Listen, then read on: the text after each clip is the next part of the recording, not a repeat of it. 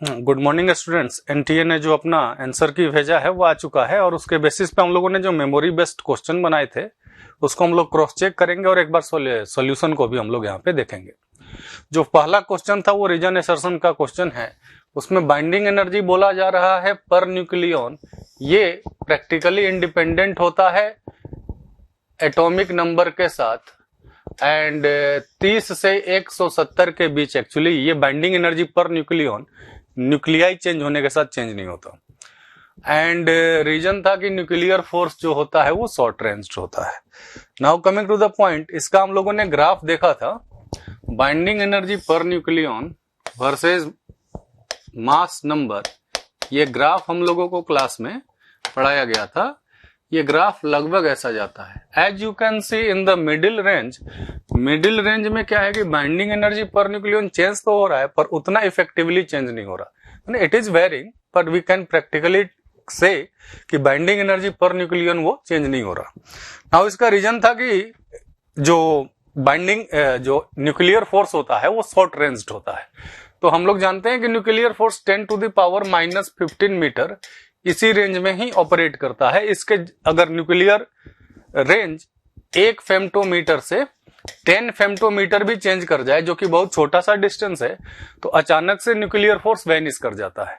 तो एक्चुअली दोनों ही स्टेटमेंट सही थे। तो अकॉर्डिंगली अगर हम लोग चेक करें तो both assertion and reasons are correct, उसके अकॉर्डिंग हम लोग जाएंगे। Now coming to the next question, बोल रहा है इस क्वेश्चन में कि नैंड गेट का आउटपुट बताना है और इनपुट दिया हुआ है। तो आप ये कर सकते हो कि नैंड गेट का पहले ट्रूथ टेबल बना लो। देखो नैंड गेट का अगर ट्रूथ टेबल बनाऊं से इसके जो इनपुट्स हैं, इसके इनपुट है A and B and output है वाई। नैंड का जो ट्रूथ टेबल होगा वो एंड के ट्रूथ टेबल का ठीक अपोजिट होगा। मतलब कि अगर इनपुट 0 0 है तो आउटपुट 1 आएगा एंड इनपुट अगर 0 1 है तो आउटपुट जो होगा वो 1 आएगा।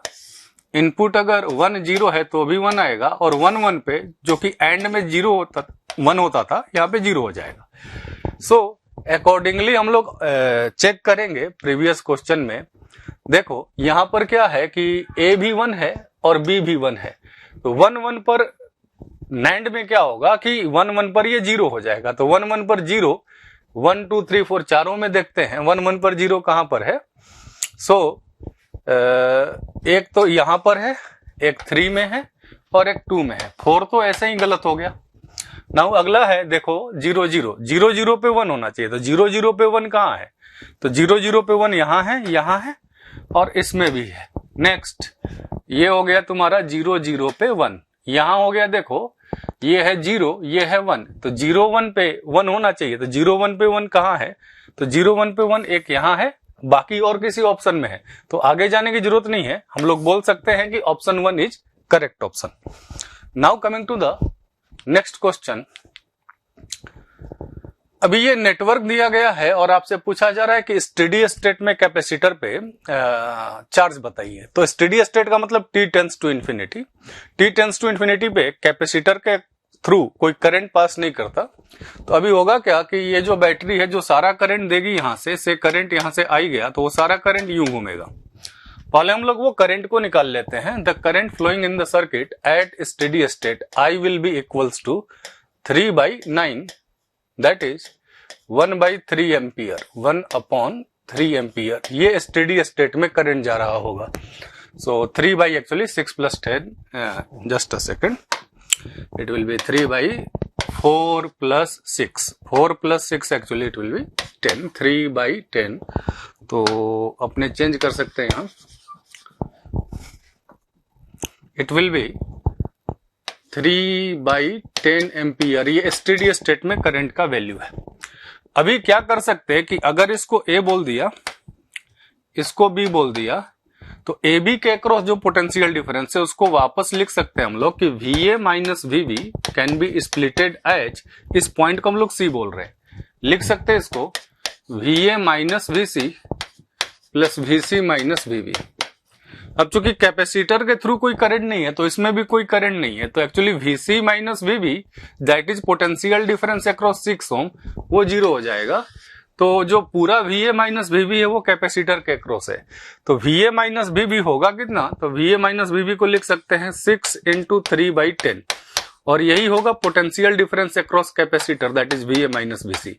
अभी चार्ज की वैल्यू पूछी गई है तो Q इक्वल्स टू CV, तो कैपेसिटेंस की वैल्यू जो गिवन है वो 4 है, 4 × 6 × 3/10, इसको सॉल्व किया जाए तो इट विल बी 7.2 माइक्रोकूलम।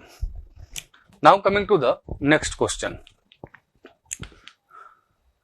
अभी क्वेश्चन में क्या गया है, रीजन असर्शन क्वेश्चन है ये। इसमें ये गिवन है कि एक प्लेनेट है और उस प्लेनेट में मास और रेडियस का जब रेशियो बढ़ेगा तो एस्केप वेलोसिटी भी बढ़ेगी, ये दिया गया है। तो एज वी नो कि एस्केप वेलोसिटी का जो फॉर्मूला होता है वो होता है √2g mass of the planet upon radius of the planet, ये फॉर्मूला होता है। m is the mass of planet, r is the radius of planet. तभी अपने यहां देख सकते हैं कि m/r का रेशियो बढ़ेगा तो एस्केप वेलोसिटी भी बढ़ेगी, मतलब स्टेटमेंट 1 सही है। स्टेटमेंट 2 बोल रहा है कि एस्केप वेलोसिटी इंडिपेंडेंट होता है रेडियस से, एज वी कैन सी कि यहां नीचे r है, तो मतलब रेडियस चेंज होगा तो एस्केप वेलोसिटी भी चेंज करेगा। तो ऐसा नहीं बोला जा सकता कि रेडियस बदलने से एस्केप वेलोसिटी पे कोई फर्क नहीं पड़ेगा। तो एक्चुअली जो स्टेटमेंट 2 है वो एक गलत ऑप्शन है, तो अकॉर्डिंगली हम लोग आज जा सकते हैं कि statement 1 is correct but statement 2 is incorrect, second वाला सही है। Now coming to the next question. ये क्वेश्चन दिया गया है एसएचएम से, ये पार्टिकल है जिसका एम्पलीट्यूड गिवन है और बताना है कि पोजीशन बताओ पार्टिकल का, मीन पोजीशन से डिस्टेंस बताओ जहां काइनेटिक एनर्जी और पोटेंशियल एनर्जी इक्वल हो गए। तो potential energy for a particle under SHM उसको लिखा जा सकता है हाफ कापा x², जहां ये x होता है distance from the mean position. Next kinetic energy को लिख सकते हैं हाफ कापा a² माइनस x², ये जो कापा है एक्चुअली ये फोर्स कांस्टेंट है एसएचएम का। अभी यहां से अपने सॉल्व करें इसको तो लिख सकते हैं कि x² equals to a² minus x², तो यहां से ये वैल्यू आ गई कि 2x² that is equals to a², तो x की वैल्यू आ गई प्लस माइनस a/√2। अकॉर्डिंगली अगर अपने ऑप्शन चेक करें तो third option will be the correct option. Coming to the next question, ये रिलेटिव मोशन का क्वेश्चन था। इसमें गिवन है कि एक पैसेंजर है, वो एक ट्रेन है ए, उसमें बैठा हुआ, ये ट्रेन ए है उसमें पैसेंजर बैठा हुआ और ये ट्रेन जा रही है 90 km/h से। नाउ दूसरा ट्रेन बी है जो अपोजिट डायरेक्शन में आता है और 8 सेकंड में क्रॉस कर जाता है, ये गिवन है। मतलब जो ट्रेन बी है अगर उसकी लेंथ L है, दिस इज ट्रेन बी, तो it crosses the passenger in 8 second, क्योंकि वो 8 सेकंड तक ही देखता है, तो 8 सेकंड तक देखने का मतलब 8 सेकंड में क्रॉस कर गया। तो अभी क्या करेंगे कि इसको रिलेटिव मोशन से बनाएंगे। इस वेलोसिटी को हम लोग मीटर पर सेकंड में कर लेते हैं, that is 90 velocity of train A, उसको VA लिख दो आप, 90 × 5/18, तो it will be 25 metre per second. वैसे ही वेलोसिटी ऑफ ट्रेन बी, इस ट्रेन को बी बोल देते हैं, अपोजिट डायरेक्शन से आ रहा था, वो गिवन है क्वेश्चन में, it is moving from opposite direction. तो ट्रेन बी की जो वेलोसिटी हो गई that is 54 × 5/18, that is 15 metre per second. तो अभी velocity of train B with respect to A उसको लिखा जा सकता है VBA इन मैग्नीट्यूड, मैग्नीट्यूड लिख रहा मैं, तो that will B 40 metre per second. तो अगर ट्रेन बी की लेंथ L है तो A के रिलेटिव B को अगर देखूं तो A के relative B L distance travel करेगा, तो L/40 meter per second that should be equals to time. यहां से अगर इसको सॉल्व करें तो it will be 320 meter per second, ये एक सही ऑप्शन होगा। नेक्स्ट 7th क्वेश्चन है जिसमें ये एक्चुअली केटीजी का क्वेश्चन है, केटीजी एंड थर्मोडायनेमिक्स। इसमें गैस का initial pressure and volume given है एंड फाइनल प्रेशर पूछ रहा है, वॉल्यूम दिया गया है और सडन प्रोसेस है। तो सडन प्रोसेस अपने एडियाबेटिक प्रोसेस को मानते हैं। गामा की वैल्यू गिवन नहीं है तो गामा के टर्म में ही हम लोग इसको करेंगे। तो एडियाबेटिक प्रोसेस में लिख सकते हैं कि initial pressure that is P naught, volume that is V naught to the power gamma that should be equals to final pressure. Final pressure को पीएफ लिख दिया मैंने, एंड वॉल्यूम को लिख दिया V naught by 4 to the power gamma, क्योंकि PV to the power gamma constant होता है। अपने को यहां से फाइनल प्रेशर चाहिए, तो V naught to the power gamma तो चला गया। फाइनल प्रेशर को लिख सकते हैं initial pressure into 4 to the power gamma. Accordingly जो ऑप्शन होगा वो सेकंड ऑप्शन सही हो जाएगा। Now coming to the next question. ये क्वेश्चन में स्फेरिकल बॉडी है जिसका रेडियस गिवन है एंड गिवन डेंसिटी के लिक्विड में वो फॉल कर रहा, तो बोल रहा है कि percentage error in calculation of terminal velocity बताइए। तो देखो टर्मिनल वेलोसिटी को आप लोग लिख सकते हैं if all the parameters are constant except radius, terminal velocity r square के प्रोपोर्शनल होती है।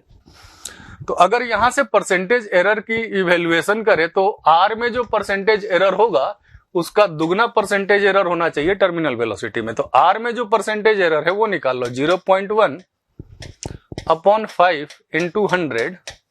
यहां से जो आर में परसेंटेज एरर आ रहा है that is 2%, this is percentage error in r, और उसको ट्वाइस किया तो 4% हो जाएगा। Now coming to reason, reason क्या बोल रहा है कि टर्मिनल वेलोसिटी रेडियस के इनवर्सली प्रोपोर्शनल होता है। तो ये तो लॉजिक ही नहीं था, हम लोगों ने बोला था कि if density of object and density of liquid is fixed and g is fixed, gravitational acceleration, तो टर्मिनल वेलोसिटी आर स्क्वायर के प्रोपोर्शनल होता है, जो कि एक्चुअली रीजन में गलत दिया गया है। तो अकॉर्डिंगली अगर अपने सेलेक्ट करें तो बोलेंगे कि ए तो ठीक है, आर गलत है। ये हो गया question number 8। Now 9th question, ये इलेक्ट्रोमैग्नेटिक वेव का क्वेश्चन था। इसमें गिवन है कि किसी पार्टिकुलर पोजीशन पे इलेक्ट्रिक फील्ड निगेटिव जेड में है and magnetic field positive x axis में है। तो इसमें बोल रहा है कि वेव किस डायरेक्शन में जा रही। तो वेव के प्रोपेगेशन का डायरेक्शन हम लोग देखते हैं पॉइंटिंग वेक्टर से, और पॉइंटिंग वेक्टर का डायरेक्शन होता है E क्रॉस B का direction. Now according to the question E vector का डायरेक्शन है निगेटिव जेड एक्सिस, तो इसको लिखेंगे माइनस के कैप क्रॉस B का जो डायरेक्शन था positive x that is I cap. के क्रॉस आई को क्या लिख सकते हैं, तो जे कैप, तो ये हो जाएगा माइनस ऑफ जे कैप। तो अगर अपने देखें minus j cap that is negative y axis.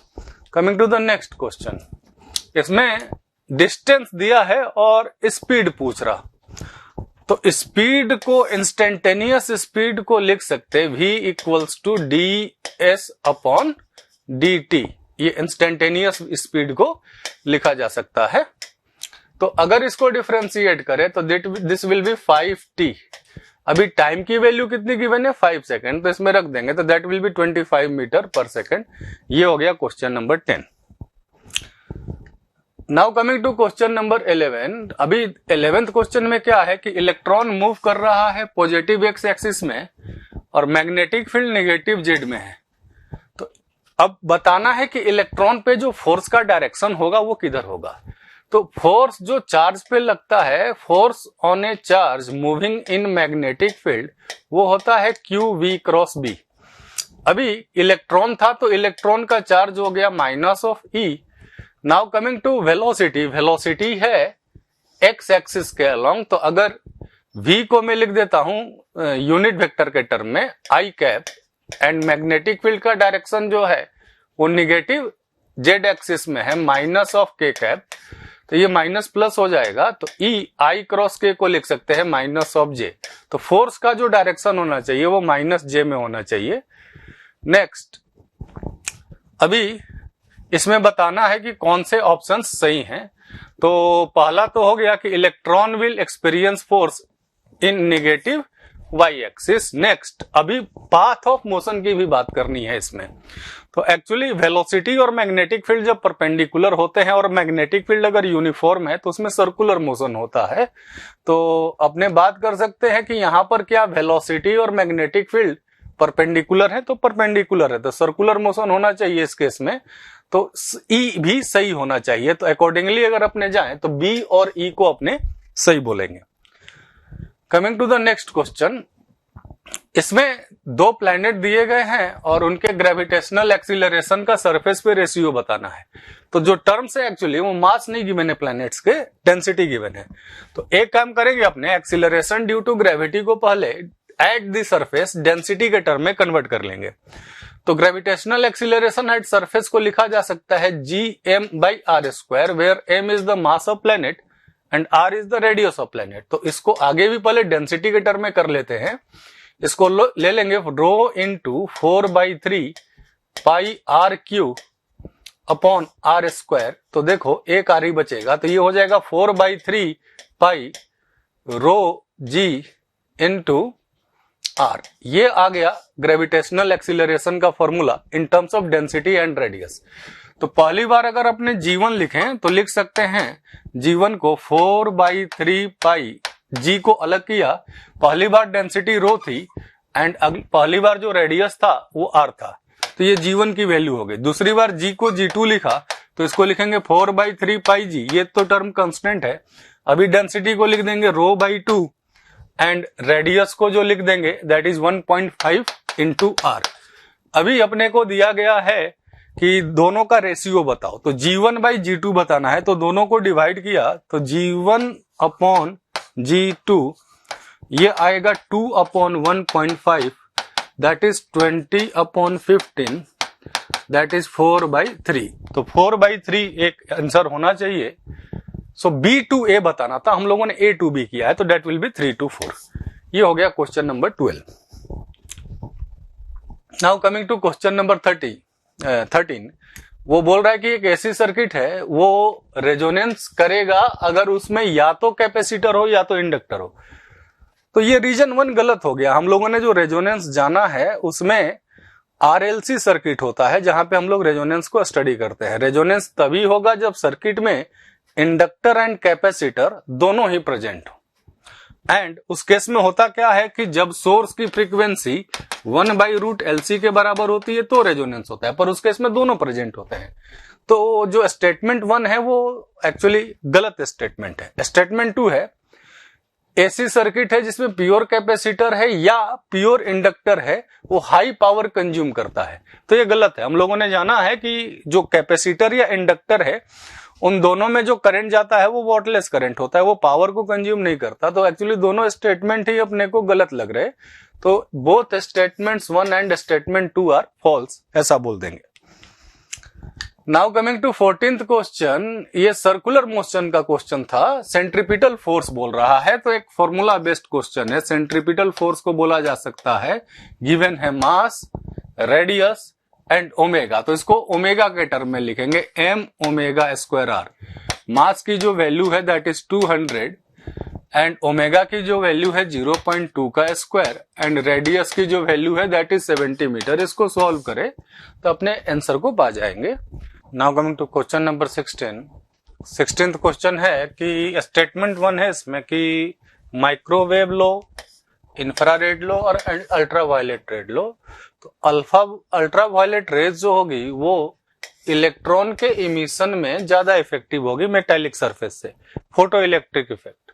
तो उसमें अपने को यह जानकारी है कि जब फ्रीक्वेंसी थ्रेशोल्ड फ्रीक्वेंसी से ज्यादा होती है तभी इलेक्ट्रॉन निकलता है। तो वो लाइट जिसकी फ्रीक्वेंसी जितनी ज्यादा रहेगी उसका इलेक्ट्रॉन को निकालने का जो इफेक्टिवनेस होगा वो लाइट का और ज्यादा होगा। तो सबसे ज्यादा फ्रीक्वेंसी माइक्रोवेव, इंफ्रारेड और अल्ट्रावायलेट में यूवी रेज की होती है।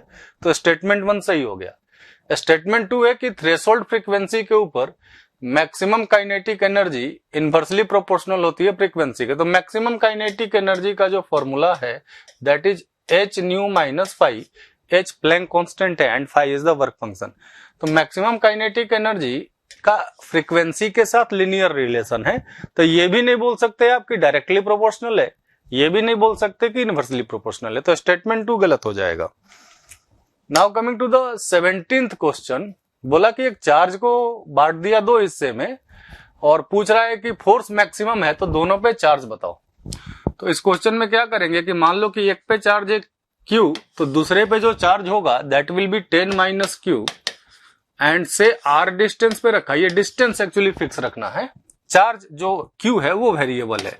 तो force between them that should be equals to K Q 10 minus Q upon R square. अभी बोलेंगे कि फोर्स मैक्सिमम तभी होगा जब dF बाई dr कैलकुलस लगाएंगे ये 0 हो जाए। तो अगर अपने डिफरेंशिएट करें तो K बाई R स्क्वायर वो तो कांस्टेंट है, बाहर आ गया। डिफरेंशिएशन में आएगा 10Q का डिफरेंशिएशन 10 हो गया minus 2Q that should be equals to 0। तो यहां से Q की जो वैल्यू आ गई दैट इज 5 माइक्रो कूलम। तो चार्ज को अगर आधा आधा बांट के दूरी पे रखा जाए तो फोर्स मैक्सिमम हो जाएगा। नेक्स्ट ये क्वेश्चन है कार्टेशियन थर्मोडायनेमिक्स का। इसमें एक्चुअली A बाई बी किस फिजिकल क्वांटिटी के इक्विवेलेंट है ये बताना है। तो एक्चुअली यूनिट डायमेंशन में भी इसको अपने डाल सकते हैं। अभी यहां पर देखो x क्या है, तो x बोल रहा है कि प्रेशर है। तो दो फिजिकल क्वांटिटी को तभी तुम ऐड कर सकते हो जब दोनों का डायमेंशन सेम हो। तो प्रेशर का जो डायमेंशन होगा वही डायमेंशन होगा a बाई, अच्छा y क्या है तो वॉल्यूम है, तो a बाई ऐसा लिख सकते हैं, y को v स्क्वायर लिख दिया। तो यहां से a का जो डायमेंशन आएगा, a के डायमेंशन को लिखा जा सकता है प्रेशर का dimension that is m L minus 1 into T to the power minus 2 and v square का dimension that is L Q to the power 2 that is L to the power, ये 6 हो गया। तो अभी यहां से सॉल्व करें तो a का जो डायमेंशन आया वो आ गया m L to the power 5 t to the power minus 2, ये हो गया a का डायमेंशन। यहां पर भी वही लगाएंगे। यहां पर एक्चुअली y क्या है वो गिवन है, y वॉल्यूम है। तो y दो चीजों को तभी सब्सट्रैक्ट कर सकते हो जब दोनों का डायमेंशन सेम हो। तो b का जो डायमेंशन होगा वो वॉल्यूम के डायमेंशन के बराबर होगा दैट इज L क्यू। अभी a बाई बी का डायमेंशन निकाल लेंगे और वहां से ये पता चल जाएगा कि ये किस फिजिकल क्वांटिटी के इक्विवेलेंट है। तो अगर a बाई बी किया आपने तो a बाई बी का जो डायमेंशन आएगा, a बाई बी का डायमेंशन m ये आ रहा है L square t to the power minus 2। अब ml square t to the power minus 2 ये किसका डायमेंशन है, तो फोर्स का डायमेंशन होता है mlt माइनस 2, उसमें displacement, force into displacement that is work और एनर्जी। तो ये एनर्जी का डायमेंशन हो जाएगा। Now coming to the 19th question, ये YDSC का क्वेश्चन है। इसमें बोल रहा है ratio of maximum to minimum intensity बताना है इंटरफेरेंस में, और एम्पलीट्यूड दिया गया है दैट इज 2:1। सो अपने लिख सकते हैं मैक्सिमम एम्पलीट्यूड जब होगा तभी इंटेंसिटी भी मैक्सिमम होगी, और मैक्सिमम एम्पलीट्यूड को लिखा जा सकता है A1 प्लस A2। अभी लिख सकते हैं 2x प्लस x, तो ये मैक्सिमम एम्पलीट्यूड को लिख सकते हैं 3x, and resultant amplitude minimum लिखा जा सकता है A1 minus A2 that is 2x minus x। तो लिख सकते हैं कि maximum intensity I max upon minimum intensity I min that should be equals to 3x by x का whole square that should be 9:1। ये क्वेश्चन नंबर 19 हो गया। Now coming to question number 30, mean free path and temperature relation का ये question है, KTG का question है। तो मीन फ्री पाथ को अपने लिखते हैं, mean free path equals to 1/√2 pi d square into n, जहां एन होता है number of molecules per unit volume. तो एक्चुअली डायरेक्ट रिलेशन यहां से तो दिख नहीं रहा, ये डी जो है ये डायमीटर ऑफ एक्चुअली मोलिकुल होता है। तो अभी लिख सकते हैं इसको अपने, इसको टेम्परेचर के टर्म में पहले कन्वर्ट करना पड़ेगा। तो number of molecules per unit volume उसको लिख सकते तुम total number of molecules that is upon total volume. तो टोटल वॉल्यूम ऊपर चला गया। Now using the ideal gas equation PV equals to nRT, यहां से वॉल्यूम की वैल्यू इवेल्युएट कर लेंगे। Volume equals to volume that should be equals to nRT, n is the number of moles upon p that is pressure. तो यहां volume की value mean free path के term में रिप्लेस कर देंगे, तो ये हो जाएगा number of moles RT upon √2 pi d square into total number of molecules. ये टोटल नंबर ऑफ मोल्स है, ये टोटल नंबर ऑफ मोलिकुल से कैंसिलेशन होगा तो एवोगाड्रो नंबर आएगा जो कि ये कांस्टेंट होता है। तो यहां से इस रिलेशन को देख के ये बताया जा सकता है कि मीन फ्री पाथ अगर प्रेशर कांस्टेंट है, if the term pressure is constant, यहां पर P भी आएगा। तो अगर P फिक्स है तो मीन फ्री पाथ को बोल सकते हैं कि ये टेम्परेचर के प्रोपोर्शनल हो जाएगा। Mean free path should be proportional to temperature. तो अभी टेम्परेचर चेंज कर रहा है क्वेश्चन में। पहली बार टेम्परेचर दिया था 273, एसटीपी पर टेम्परेचर को 273 लेते, तो 273 पर मीन फ्री पाथ था 1500, तो लिख सकते हैं कि 1500 but upon new mean free path that should be equals to 273 upon 373। इसको सॉल्व किया तो you will get the answer that is second. 21 ये क्वेश्चन एक्चुअली ज्योमेट्रिकल ऑप्टिक्स का है और इस क्वेश्चन में दिया पूछा गया है कि पावर ऑफ ईच लेंस बताइए। एक कॉन्वेक्स लेंस लिया है और एक्चुअली ये एक इक्वी कॉन्वेक्स लेंस है। इक्वी मतलब दोनों साइड का रेडियस ऑफ कर्वेचर सेम है और यहां से इसको काट दिया। काटने के बाद पूछ रहा है कि ईच लेंस का पावर बताइए। तो इसमें हम लोग ये जानते हैं कि फोकस जो होती है ना काटने से ऐसा फोकल लेंथ डबल हो जाती है। तो जब फोकल लेंथ डबल होगी तो पावर जो होगी वो आधी हो जाएगी। दैट इज पहले फोकल लेंथ 5 था, 10 सेंटीमीटर था, तो जो पावर था उसका आधा पावर लिखने का है। तो 5 सेंटीमीटर के लिए अगर अपने पावर लिखते हैं तो पावर को लिखेंगे 1/5 × 100 दैट इज 20 डायोप्टर, ये पावर हो जाएगा। 5 को जो है सॉरी एक second, just a second, actually focal length काटने से डबल हुई है तो अपने लिख सकते हैं 10 का डबल हो गया 20, तो that is 100/20 that is 5 dioptre, ये आंसर होगा। ऐसा काटने से फोकल लेंथ इच पार्ट की ओरिजिनल से डबल हो जाती है ना। नेक्स्ट क्वेश्चन 22, इसमें एटम जो है एक फोटोन को एब्जॉर्ब कर रहा, दूसरा फोटोन छोड़ रहा, तो एनर्जी इस केस में एटम ने कितनी एब्जॉर्ब की वो बतानी है। तो अब सीधी सी बात है कि एटम एनर्जी एब्जॉर्ब करता कब है, जब वो एनर्जी जो बाहर से आई वो इलेक्ट्रॉन को हायर एनर्जी स्टेट में भेज दे। तो एक्चुअली जब एक इलेक्ट्रॉन हायर एनर्जी स्टेट से वापस लौटेगा तो वो फोटोन छोड़ेगा, जो कि क्वेश्चन में दिया गया है। तो सबसे पहली बात उसने कितनी एनर्जी डाली, that should be equals to hc/λ1। λ1 ये वेवलेंथ है एंड कितनी एनर्जी उसने इमिट की उसको माइनस कर देंगे इसमें से, दैट इज hc/λ2। ये एक फॉर्मूला बेस्ड क्वेश्चन था and that should be equals to energy absorbed, जो कि क्वेश्चन में पूछा है। और इसको सॉल्व किया तो जो आंसर एनटीए ने दिया था हमारा आंसर उससे मैच कर गया। नाउ कमिंग टू 23 क्वेश्चन, इसमें बोला है कि net force experienced by charge -2q बताइए। तो ये दोनों चार्ज जो है Q एंड 2q ये पॉजिटिव चार्ज है, तो ये चार्ज इसको एक्चुअली अट्रैक्ट करेगा, say that is force F1, and ये चार्ज इसको अट्रैक्ट करेगा दैट इज फोर्स F2। तो अपने जब नेट फोर्स निकालेंगे तो दोनों को सब्सट्रैक्ट करना पड़ेगा। F2 जो होगा F1 से ज्यादा होगा क्योंकि इन चार्जेस के मैग्नीट्यूड ज्यादा है। तो अपने नेट फोर्स को लिख सकते हैं कि that is F net equals to, magnitude में लिख रहा मैं, F2 माइनस F1। अब F2 की वैल्यू इवेल्युएट करें कूलम्ब्स लॉ से एंड F1 की, और अगर रिप्लेस करें तो you will get the answer. Coulomb's law से अगर फोर्स की वैल्यू लिखे तो लिख सकते हैं F equals to K into Q1 Q2 upon R², और K की वैल्यू जो रिप्लेस करोगे 9 इंटू 10⁹9, ये SI यूनिट्स में होता है, इसको रिप्लेस करोगे और चार्ज को तुमको माइक्रो कूलम में या कूलम में रखना रहेगा। इधर अगर ये यूज कर रहे हो तो कूलम में ही रखोगे एंड R², इसको रिप्लेस करके अगर सॉल्व किया तो you will get the answer. Now coming to next question, इसमें बोल रहा है कि कैपेसिटर की एनर्जी स्टोर्ड बताइए। तो इस पे एनर्जी स्टोर्ड निकाल कैसे सकते हैं, पॉइंट नंबर 1। तो अगर मैं निकाल लूं A और B के बीच का पोटेंशियल डिफरेंस, तो पोटेंशियल डिफरेंस से एनर्जी स्टोर्ड को लिख सकते हैं half CV²। Now steady state में निकालेंगे जब कैपेसिटर में करंट नहीं जा रहा, तो एक करंट जो ऐसे आएगा वो ऐसे होके चला जाएगा I1, और जो I2 ऐसे आएगा वो I2 ऐसे होके चला जाएगा, क्योंकि कैपेसिटर कोई करंट नहीं ले रहा।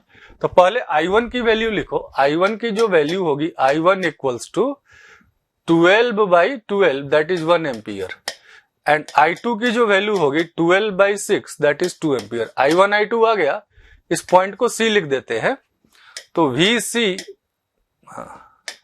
VC माइनस VA इसको लिखा जा सकता है 3 into I1 that is 3 volt, and VC minus VB इसको लिखा जा सकता है 4 into 2 that is 8 volt.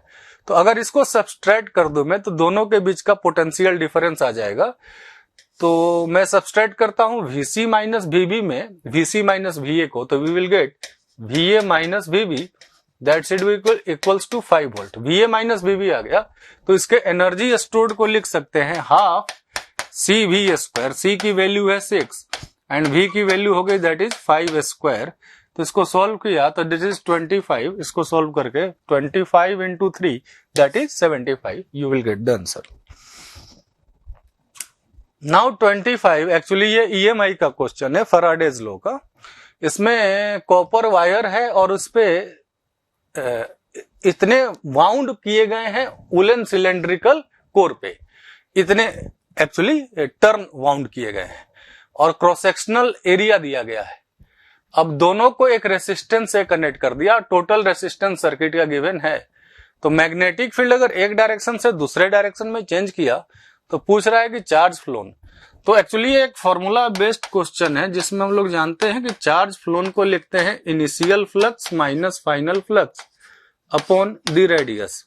Now coming to flux, flux को लिख सकते हैं NBA, where N is the number of turn, B is the magnetic field and A is the area of each turn। तो यहां से अपने इनिशियल फ्लक्स और final flux निकाल के इसमें रखेंगे और सॉल्व करेंगे तो हम लोग आंसर को पा जाएंगे। अब इसमें एक बात ध्यान रखनी होती है कि एरिया वेक्टर का डायरेक्शन चेंज नहीं होता, मैग्नेटिक फील्ड का डायरेक्शन तो चेंज हो रहा, पर एक बार एरिया वेक्टर जिधर असाइन कर लिया, मान लो एरिया वेक्टर इधर ले लिया मैंने, तो मैग्नेटिक फील्ड और एरिया वेक्टर का जो इनिशियल एंगल है वो 0 हो जाएगा और जो फाइनल एंगल लोगे तो मैग्नेटिक फील्ड का डायरेक्शन चेंज किया, एरिया वेक्टर उधर है तो एंगल 180 हो गया। तो उस केस में यहां पे जब सब्ट्रैक्ट करोगे तो ऐड हो जाएगा। Now coming to next question, question number 26। अब इसमें एक सोनोमीटर है जिसमें एक मास कनेक्टेड है और ये फंडामेंटल फ्रीक्वेंसी में वाइब्रेट कर रहा है। अभी बोल रहा है कि जब एक मास M को अटैच कर दे और स्ट्रिंग इतने फ्रीक्वेंसी में वाइब्रेट करे तो M की वैल्यू बतानी है। तो इसमें सोनोमीटर पहले इतने ग्राम से कनेक्टेड था और बाद में इतने ग्राम से कनेक्टेड है। तो अगर सोनोमीटर एक्सपेरिमेंट का क्रॉस सेक्शनल व्यू देखें तो ये 2 ब्रिज लगे होते हैं इसमें और यहां पर एक अपने वेट अटैच करते हैं, दैट इज M मास का एक ऑब्जेक्ट अटैच करते हैं। तो मास जब चेंज करेगा तो स्ट्रिंग में टेंशन की वैल्यू चेंज हो जाएगी। तो जो भी रेजोनेंस ऑब्जर्व किया जाता है वो A से B के बीच किया जाता है। तो पहली बार जब फ्रीक्वेंसी को लिखेंगे तो फंडामेंटल फ्रीक्वेंसी को लिखेंगे 1/2L, पहली बार टेंशन को लिखेंगे 180 ग्राम को kg में करना पड़ेगा, mg by mass per unit length। This is the first frequency and the next frequency nu 2 that should be equals to 1/2L। अगली बार जो टेंशन हो जाएगा that will be mg by mu। इन दोनों को डिवाइड किया तो we will get the answer। Now coming to question number 27। इसमें angular acceleration पूछ रहा है और बोला है कि एक हॉलो सिलेंडर है, it is a hollow cylinder. इस पे एक रोप को वाउंड किया और ऐसा खींचा जा रहा विथ ए फोर्स 52.5 न्यूटन और इस सिलेंडर का जो रेडियस है ये गिवन है 70 सेंटीमीटर दैट इज 0.7 मीटर। तो पहले अपने इसमें सेकेंड लॉ लगाएंगे रोटेशन का, that is tau net equals to I alpha. यहां से आंसर अपने निकालेंगे। नेट टॉर्क को लिख सकते हैं 52.5 into distance that is 0.7। Moment of inertia को लिखेंगे, एक्चुअली एक हॉलो सिलेंडर है तो m इंटू आर स्क्वायर, तो 5 इंटू 0.7 का स्क्वायर और यहां से अल्फा चाहिए आपको तो अल्फा यहां से कैलकुलेट करके निकाल लेंगे। एक फॉर्मूला बेस्ड क्वेश्चन हो गया। Now coming to question number 28। बोल रहा है इसमें कि एक कार रेस्ट से इतने पर एक्सिलरेट की और इस प्रोसेस में एनर्जी ई जूल है, तो आपको एनर्जी रिक्वायर्ड बताना है इसको एक्सिलरेट करने के लिए u मीटर पर सेकंड से 2 u मीटर पर सेकंड। वर्क पावर एनर्जी का क्वेश्चन हो गया ये।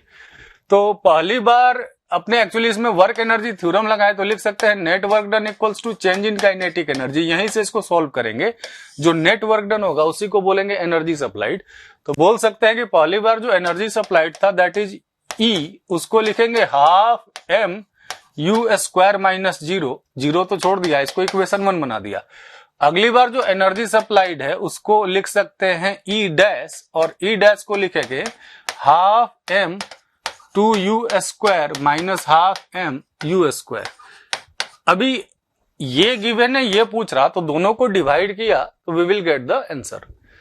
Now coming to question number 29। इसमें दो प्लेट है जिनकी थर्मल कंडक्टिविटी गिवन है और उनका सरफेस एरिया सेम है, थिकनेस भी सेम है, और दोनों को कांटेक्ट में रखा तो आउटर सरफेस का टेम्परेचर देके पूछ रहा है इंटरमीडिएट सरफेस का टेम्परेचर बताओ। ये हीट ट्रांसफर का क्वेश्चन है, ऐसा दो प्लेट रख दिया। अभी इसमें दिया गया है कि इसका थिकनेस T है तो इसका भी थिकनेस T है, दोनों का एरिया भी सेम दिया गया है, एंड इंड के जो टेम्परेचर गिवन है दैट इज 100 डिग्री इधर का गिवन है और इधर का गिवन है 0 डिग्री। इसका टेम्परेचर T मान लेते हैं। तो अपने जानते हैं कि स्टेडी स्टेट में इससे जितना करंट जाएगा, स्टेडी स्टेट में सेकंड जो प्लेट है उससे भी उतना ही करंट जाएगा। तो दोनों से करंट की वैल्यू निकाल के अपने इक्वेट करेंगे। तो पहले से हीट करंट को लिख सकते हैं, heat current flowing through the first plate, उसको I1 लिखा, that should be equals to temperature difference higher temperature minus lower upon R। R को क्या लिखेंगे तो T अपॉन उसकी जो थर्मल कंडक्टिविटी गिवन है 84 इंटू एरिया। ये हो गया I1। अगली बार जब I2 लिखेंगे हमने, इसमें जो करंट जा रहा है हीट करंट, तो हीट करंट को लिखेंगे T minus 0 upon the thermal resistance which will be equals to T upon उसका जो थर्मल कंडक्टिविटी है 126 इंटू द एरिया। एरिया को अपने A लिख लेते हैं। तो अपने करेंगे क्या यहां पर कि दोनों हीट करंट स्टेडी स्टेट में सेम होगा, इक्वल करेंगे।